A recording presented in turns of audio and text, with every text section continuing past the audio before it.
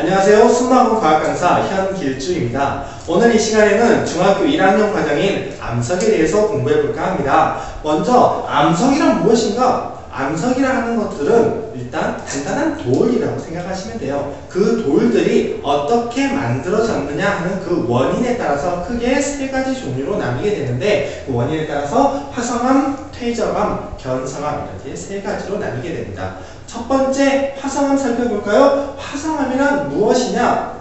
화산 활동의 원인이 되는 마그마, 또 그 화산 활동 결과 밖으로 분출된 용암이 냉각되어서 만들어진 암석을 통틀어서 화성암이라고 부릅니다.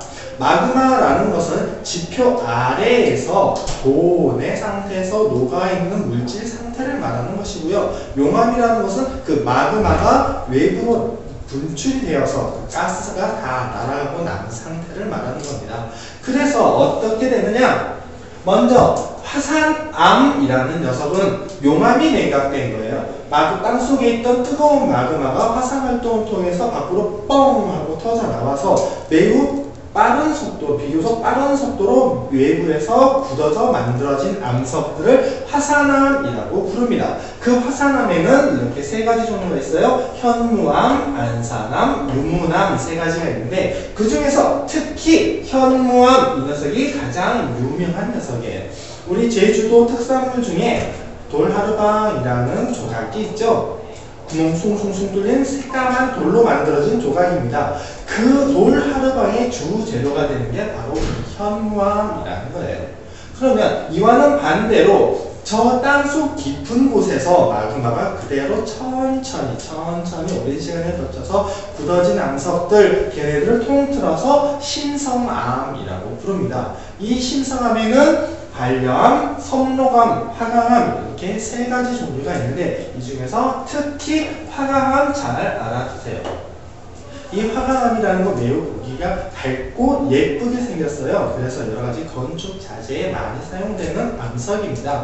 자, 바깥에서 빨리 굳어서 생긴 암석 화산암, 그리고 땅속 깊은 곳에서 천천히 식어서 만들어진 신성암. 화산암의 대표적인 암석은 현무암이 있고요. 신성암의 대표적인 암석은 화강암이 있습니다. 화성암의 종류에 두 가지가 있는데, 차이는 무엇이다? 냉각 속도의 차이에 따라서 이렇게 나눈다라는 겁니다.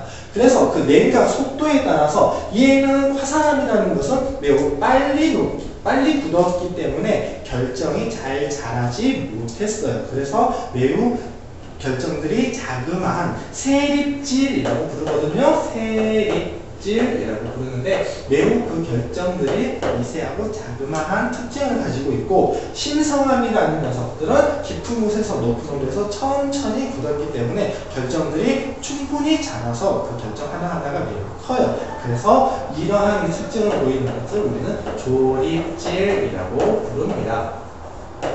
화성암의 특징 잘 알아주시고요. 두 번째, 퇴적암. 퇴적암은 어떻게 만들어진 것이냐? 퇴적물들이 딱딱하게 굳어서 만들어진 녀석을 퇴적암이라고 부릅니다. 이 퇴적암도 여러 가지 종류가 있는데, 먼저 입자의 크기, 그 암석을 이루고 있는 입자들이 큰가 작은가에 따라서 세 가지 종류로 나눕니다. 첫 번째, 역암이란 무엇이냐? 큰 돌들, 제법 큰 돌들, 자갈들이 뭉쳐져서 앉아져서 만들어진 암석, 그것을 역암이라고 부르고요. 자갈보다 조금 더 작은 가느다란 입자인 모래가 굳어져서 만들어진 암석, 그 녀석을 사암이라고 부릅니다.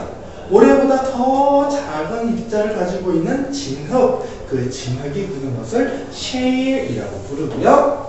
또 이렇게 입자의 크기가 아니라, 그러면 입자 크기 말고 또 뭐가 있느냐? 퇴적물의 종류, 어떤 물질들이 굳어져 있느냐에 따라서도 서로 다르게 나타납니다.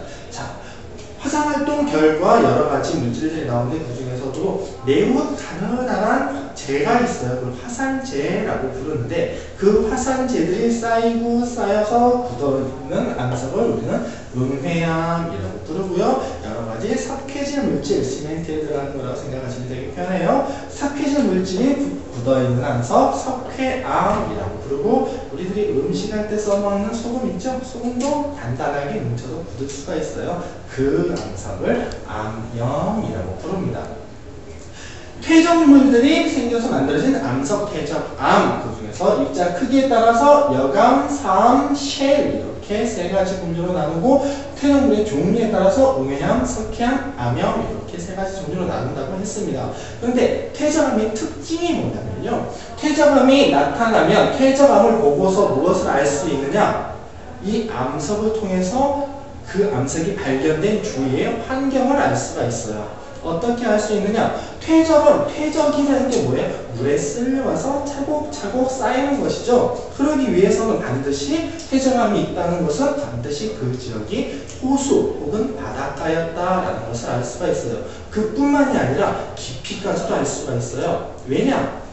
여감이라는 녀석 자갈이 쌓였다고 했어요. 자갈 어때요? 생각하면 매우 무거워요. 그래서 얘네들이 쓸려 나왔을 때 먼 바다까지 가지 못하고 빠르게 가라앉기 때문에 깊은 곳까지 가지 못해요. 그래서 여감이 발견된 곳은 비교적 수심이 얕은 바다였다 혹은 얕은 호숫가였다라는 것을 알 수가 있고요. 그 반대로 쉘이라는 녀석 입자가 매우 곱기 때문에 먼 바다까지 떠내려가서 가라앉는데도 시간이 매우 오래 걸려요. 그래서 쉘이 발견됐다라는 것은 그 지역이 매우 수심이 깊은 곳이었다라는 것을 알 수가 있겠지요. 또 퇴적물의 종류에 따라서 음회암이 발견됐다라는 것은, 음회암이 뭐라고 그랬어요? 화산재가 쌓여있는 곳이라고 했으니까 이 근처에서는 과거에 큰 화산 활동이 있었구나라고 짐작할 수가 있겠지요. 마지막으로 변성암. 변성암이란 무엇이냐? 이 화성암과 퇴적암들이 열과 압력을 통해서 다른 성질로 바뀌어버린 암석을 우리는 통틀어서 변성암이라고 부릅니다.